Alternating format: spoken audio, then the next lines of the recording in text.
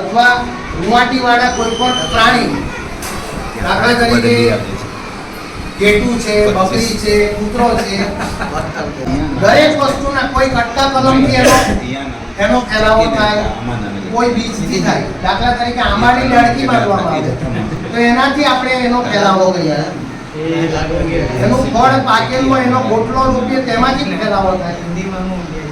અમુક દાણાદાર વસ્તુ છે તેનો, હા, ખાસ કરીને સાહેબે વાત કરી તેમ પીપળા અથવા તો વડના ટેટા એ કાબર ખાય છે, કાગડો ખાય છે, અને આરૂઢ નામનું એક પક્ષી આવે છે, કબૂતર, એ ખાય છે.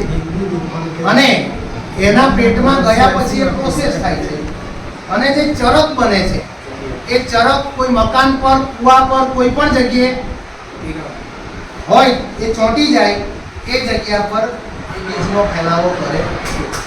વડ અને પીપળો એટલા હેવી બીજ છે કે સીધા ઉગવાના નથી. એના માટે બાયોડાયવર્સિટી એટલે કે પક્ષી હોવું જરૂરી છે.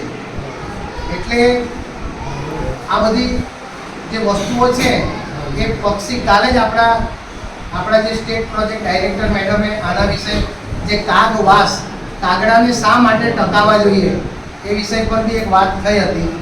તો આ અધ્યયન નિષ્પત્તિની અંદર બીજનો ફેલાવો જે આપણી વાત છે તો બાળકોને આપણે આ વાત સમજાવીશું.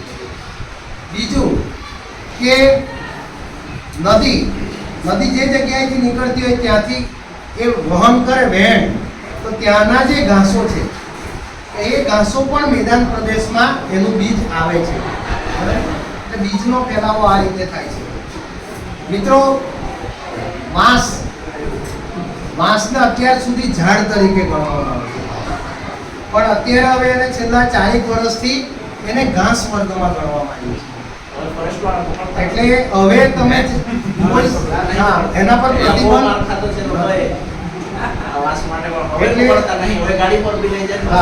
એટલે આ વાંસને ઉગાડવું હોય તો એના પર બી એક ઘઉં આવે છે. તમે પણ એવું કહેવાય છે પેલા મધના નળ જેવું કામ છે, મધમાખીના નળ જેવું, બરાબર? એ ભૂલી જાય એટલે વાંસનું આયુષ્ય પૂરું, બરાબર? બીજું સાથે આવે ને એટલે પછી વાંસમાં જતો.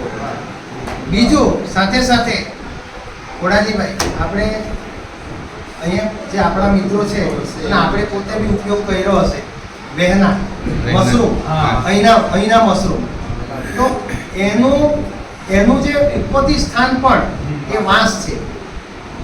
એક પ્રકારની ફૂગ છે, એક પ્રકારના બેક્ટેરિયલ તત્વ છે, પણ એ ક્યારે બને?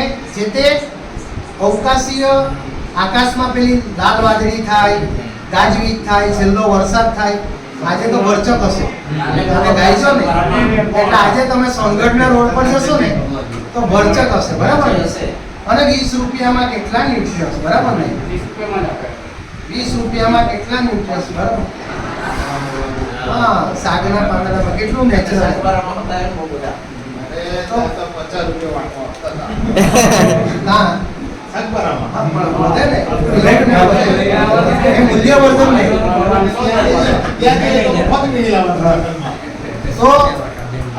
મિત્રો, આ જે છે ને એ પણ એક પ્રકારનું બીજ છે, એક પ્રકારનું.